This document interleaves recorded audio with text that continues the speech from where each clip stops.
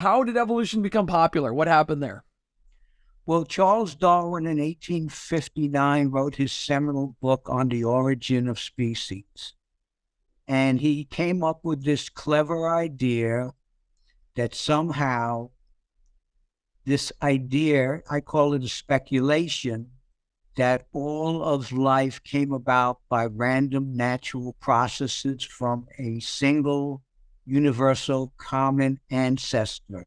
And that complexity came about by random processes and what he called natural selection.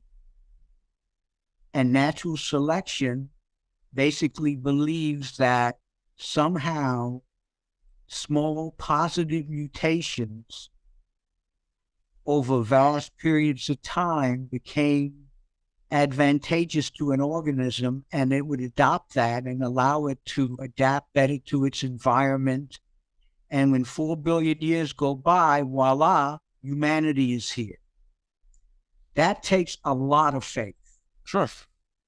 Because if there's nothing to start with, and that's where evolution runs into its first roadblock. It has no way of figuring out how the original inanimate matter came about, that it posited that it would then become alive, and then the progression would start. That is a serious roadblock. I have met a lot of people when I'm debating that are evolutionists that would say, listen, evolution doesn't deal with the origin of life. That's abiogenesis. That's not the field of evolution. And so they get frustrated, but I'm going, well, you've got to get life to start somehow. And so you have to believe in abiogenesis at some point. You have to believe life came from non-life or somebody created it. I mean, are there any other choices out there? Is there any other option that we could believe in? There are really only two options. That's God or evolution.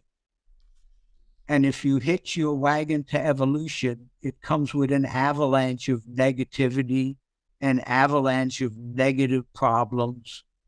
And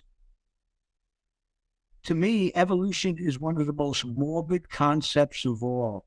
The Bible says that we are of infinite value. We are masterpieces of his creative genius. We are special beyond imagination. He calls us his treasured possession.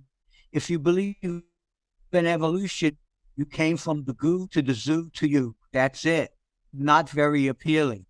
But the Bible way of saying is something people are not interested in, because it puts God on the throne and not you.